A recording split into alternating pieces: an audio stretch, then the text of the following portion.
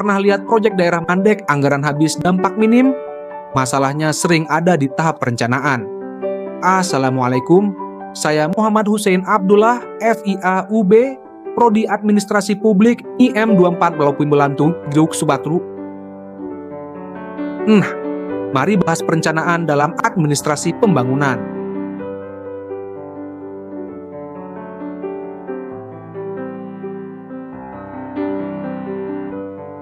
Bayangkan pembangunan berjalan tanpa rencana. Program dimulai, anggaran keluar, tapi arahnya kabur. Pernah terjadi di lapangan? Di administrasi pembangunan, perencanaan adalah tahap awal yang menata tujuan dan langkah kebijakan. Dwight Waldo, administrasi tak netral dari nilai dan tujuan. Perencanaan jadi alat rasional, mengarahkan kebijakan, mengelola sumber daya terbatas, menyelaraskan upaya lintas sektor menuju hasil.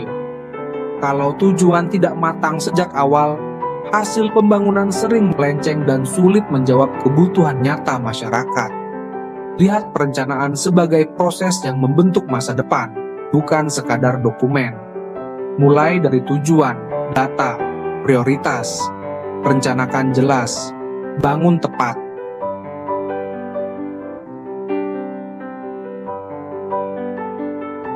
Tanpa perencanaan, pembangunan seperti berjalan tanpa peta, boros, sulit dikendalikan, dan rawan gagal. Perencanaan adalah proses awal yang mengarahkan tindakan administratif dan kebijakan publik untuk mencapai tujuan pembangunan yang jelas. Dalam administrasi pembangunan, perencanaan menjadi fondasi, menetapkan tujuan, strategi, alokasi sumber, indikator, dan mekanisme evaluasi. Tahapan: analisis masalah dan data, tujuan terukur, strategi, anggaran, implementasi, monitoring evaluasi. Unsur: data, partisipasi, koordinasi, risiko. Jenis: top-down, bottom-up, partisipatif. Model: linear, log frame, results-based. Fokus pada keberlanjutan dan manfaat masyarakat. Di Indonesia, perencanaan menuntun program publik efektif dan inklusif. Mulai dari data, libatkan warga, tetapkan indikator, evaluasi berkala. Sering bingung mulai dari mana? Inilah inti perencanaan, melihat ke depan dan siap antisipasi. Istilah perencanaan berasal dari planning, berakar pada konsep providence, melihat ke depan dan mengantisipasi masa depan. Secara umum, perencanaan adalah rancangan kerja sistematis, tujuan, program, dan langkah tindakan sebelum keputusan diambil, serta mendukung pengambilan keputusan dan pengembangan kompetensi.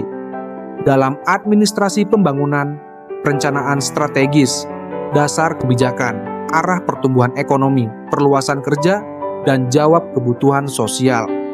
Analisis alternatif kebijakan dilakukan rasional, sehingga keterbatasan sumber daya dapat dikelola lebih terarah. Dengan penjadwalan fleksibel dan manajemen waktu, mulailah merencanakan hari ini.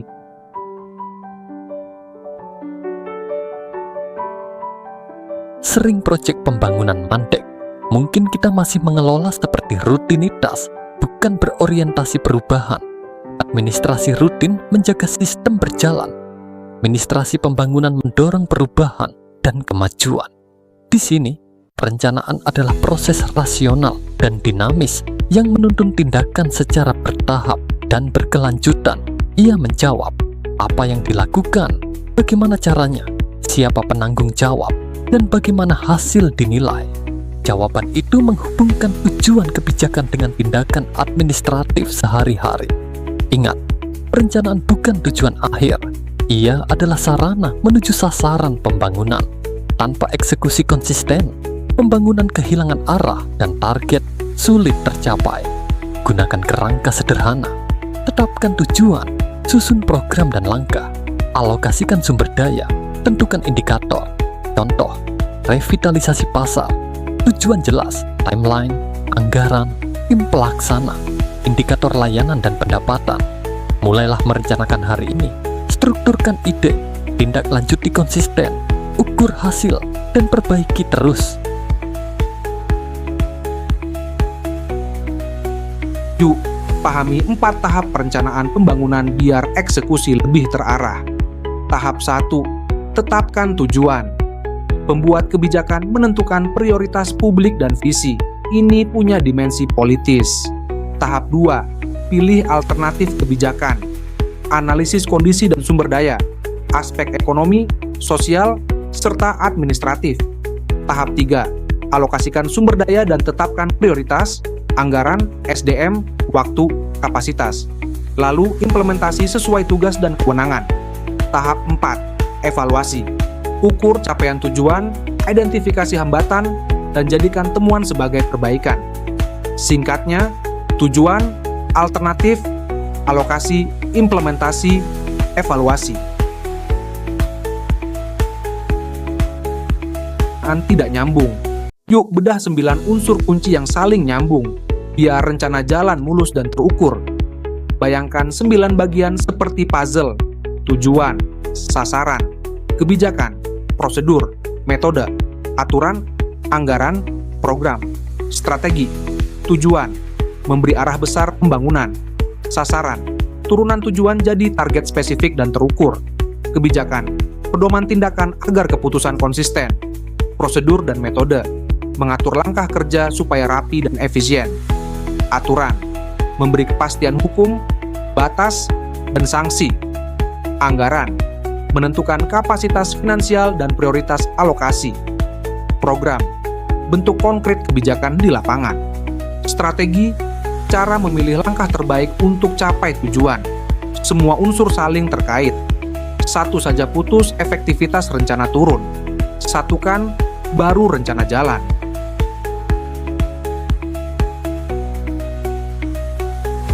Nyambung. Dalam administrasi pembangunan ada 3 tingkat: kebijakan, strategis, program, manajerial, dan operasional. Pelaksanaan di lapangan. Perencanaan kebijakan menetapkan arah besar, prioritas, dan kerangka regulasi. Contoh, visi kota hijau dan target pengurangan emisi. Perencanaan program menerjemahkan kebijakan menjadi paket program, indikator kinerja, anggaran, dan jadwal tingkat dinas. Perencanaan operasional memecah program jadi kegiatan, SOP, kebutuhan tim, logistik, serta langkah harian di lapangan. Ada juga perencanaan menyeluruh atau sosioekonomi, mengintegrasikan sektor, wilayah, dan waktu untuk pembangunan yang komprehensif. Dalam bentuk ekstrem, ia bisa jadi totaliter. Negara memegang kendali penuh atas keputusan dan alokasi sumber daya. Sebaliknya, perencanaan demokratis menekankan partisipasi masyarakat, desentralisasi, dan pendekatan dari bawah ke atas, bottom up. Kuncinya, selaraskan 3 tingkat perencanaan, lalu tentukan model di spektrum totaliter, demokratis sesuai konteks dan partisipasi. Dengan struktur yang rapi, transisi mulus, dan data terbuka, rencana tidak lagi mandek, ia bergerak dari visi menjadi aksi.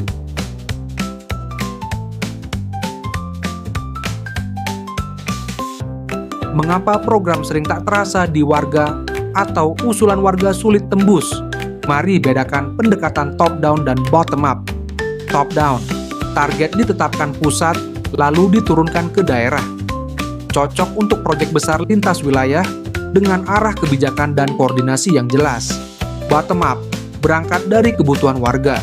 Masalah dan prioritas disampaikan, lalu pemerintah merumuskan program. Lebih dekat realitas, tepat sasaran untuk kebutuhan sehari-hari. Tantangan, top down kadang kurang peka kondisi lokal. Bottom up bisa terpecah-pecah dan sulit disatukan dengan agenda pembangunan nasional.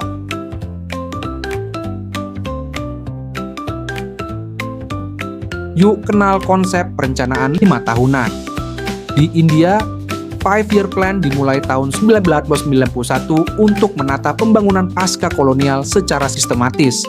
Setiap rencana disusun berdasarkan kondisi ekonomi sosial, dengan sasaran, anggaran, dan indikator yang saling terhubung antar sektor. India memakai rolling plan. Rencana dievaluasi rutin, disesuaikan berkala, kerangka jangka menengah tetap. Intinya, perencanaan itu dinamis dan adaptif. Selaraskan sektor, pantau data, revisi tepat waktu agar visi jadi aksi. tengah jalan, implementasi menentukan berhasil tidaknya rencana, kapasitas institusi, koordinasi, dan stabilitas politik. Evaluasi menilai kesesuaian rencana dengan hasil. Pemantauan berkelanjutan memandu penyesuaian kebijakan. Perencanaan adalah arena politik. Tujuan, prioritas, dan alokasi sumber daya mencerminkan relasi kekuasaan. Ringkasnya, implementasi kuat, evaluasi berkelanjutan, dan sensitivitas terhadap dinamika politik.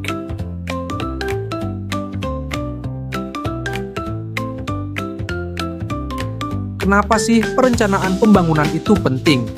Yuk kita lihat cara Indonesia menyusunnya. Ada 3 dokumen utama: Rencana Pembangunan Jangka Panjang Nasional, Jangka Menengah Nasional, dan Rencana Pembangunan Daerah. Rencana jangka panjang, sekitar 20 tahun, menetapkan visi besar dan arah pembangunan. Rencana jangka menengah per 5 tahun, menerjemahkan visi menjadi program, target, dan indikator. Daerah menyusun rencana sendiri, selaras dengan nasional, supaya kebutuhan lokal benar-benar terjawab. Semua dilakukan berjenjang dan terintegrasi antara pusat dan daerah, lewat koordinasi yang jelas. Masyarakat terlibat melalui musyawarah perencanaan pembangunan, menyampaikan masalah, prioritas, dan usulan langsung. Prinsip tata kelola, partisipasi, akuntabilitas, transparansi, efektivitas. Prinsip ini menjaga proses tetap sehat. Tujuan kebijakan bagus belum cukup. Yang dinilai adalah seberapa siap kebijakan itu dijalankan. Contohnya, program makan bergizi gratis. Tujuan mulia, namun kesiapan fiskal, kelembagaan, dan kapasitas implementasi masih menantang. Dalam teori, ini menunjukkan analisis kapasitas dan pemilihan alternatif belum matang. Sumber daya, koordinasi, dan kesiapan daerah belum diuji tuntas. Akibatnya, di awal implementasi muncul variasi. Sarana belum siap, distribusi tersendat, kualitas layanan tidak seragam. Solusinya, perencanaan rasional, bertahap, berbasis kapasitas. Uji alternatif, lakukan pilot, tetapkan peran, alokasikan sumber, susun indikator dan umpan balik.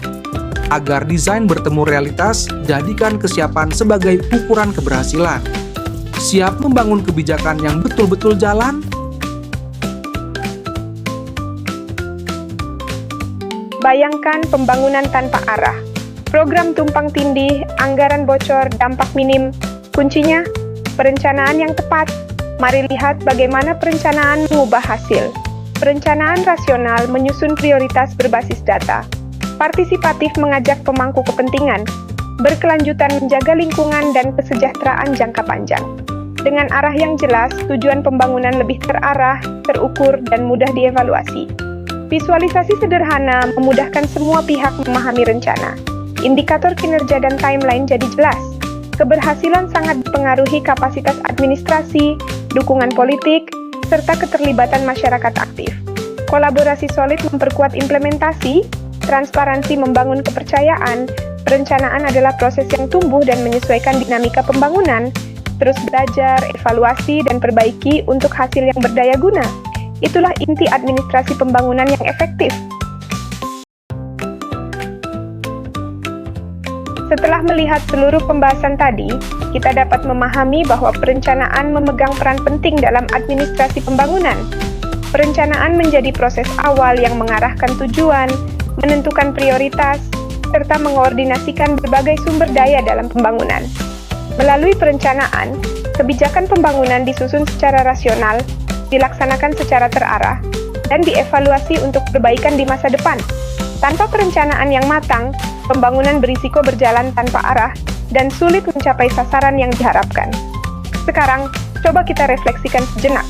Apakah kamu sudah dapat menjelaskan kembali makna perencanaan dalam administrasi pembangunan? Tahapan apa saja yang membentuk proses perencanaan, dan mengapa perencanaan selalu berkaitan dengan kepentingan politik dan partisipasi masyarakat? Pertanyaan-pertanyaan ini penting untuk memastikan bahwa kita tidak hanya memahami konsepnya, tetapi juga mampu melihat relevansinya dalam praktik pembangunan, khususnya di Indonesia.